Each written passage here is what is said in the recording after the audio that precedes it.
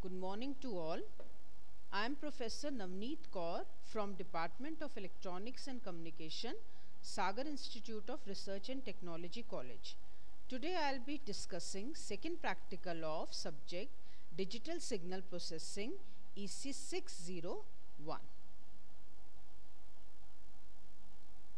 Now first we will see the list of experiments. Here I have given 10 experiments. Now I'll start with the second experiment. The aim of the experiment is write a program to plot impulse response of the first order and second order system. The software which I am using is MATLAB software. First we'll discuss the theory of the experiment. Unit impulse response is the output of the system when we apply unit impulse sequence at the input.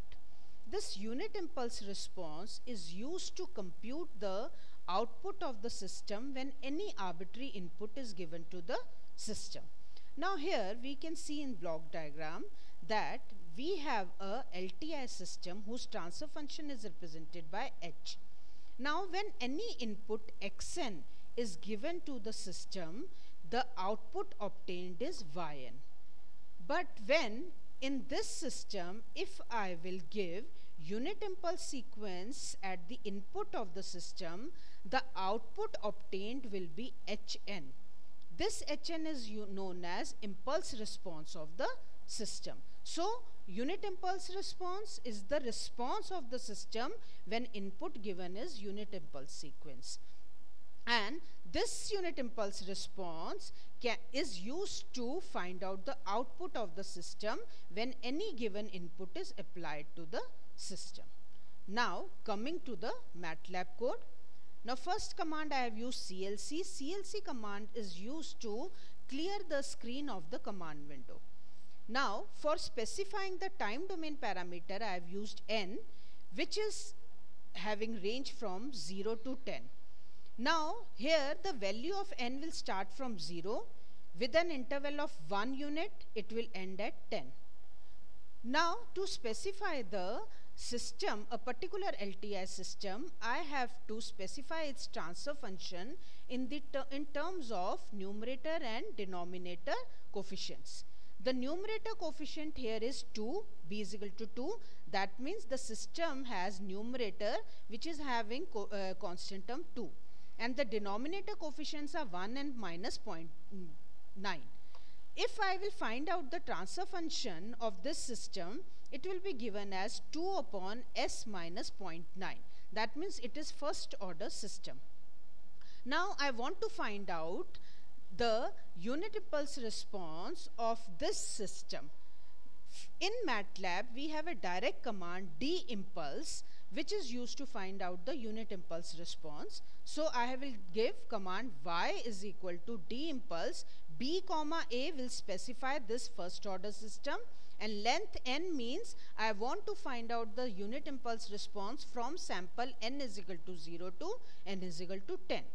Now whatever will be the value of the unit impulse samples, it will be stored in value in variable y. Now I want to plot this unit impulse response. So for plotting I will use command subplot 2, 1, 1. Subplot command is used because I want to draw two graphs in same figure window. So the dimension of the figure window will be 2, 1, means there will be two rows and one column, and this particular graph will be accommodated in first position. Now for drawing discrete impulse response, stem command will be used. N means the time domain parameter which will be on the x-axis, comma y which will be the samples which are stored in variable y. Now x label n and y label h, that means x-axis will be given label n and y-axis will be given label h, and the title of the graph will be impulse response of the first order system. Now I will find out the unit impulse response of the second order system. So for this I have to change the transfer function of the system. Now numerator and denominator coefficients will be changed accordingly. The numerator coefficient is 1, 0, 0. That means constant term and the coefficient of s is 0 and the coefficient of s square is 1. And denominator coefficient is specified by 1, 0.6, 0.8. That means coefficient of s square is 1, coefficient of s is 0.6 and constant term is 0.8. So the transfer function will be s square upon s square plus 0.6s plus 0.8. Now for finding the unit impulse response, I will use the variable y1. D impulse b comma a will specify this system, and length n, that means it will be computed for n is equal to 0 to 10. Now subplot 2 comma 1 comma 2, that means this graph will be accommodated in second position, stem n comma y1. Y1 variable has values of unit impulse response samples. Now x label n, y label will be given h, and the title will be impulse response of the second order system. When I will run this MATLAB program, the output will be shown in the form of the waveforms. So here I can see the impulse response of the first order as well of the second order system. So here I can see x-axis is represented by n and y-axis is represented by h in both the graphs, and this is for first order system and this is for second order system. Now this is all for today's session. Thank you.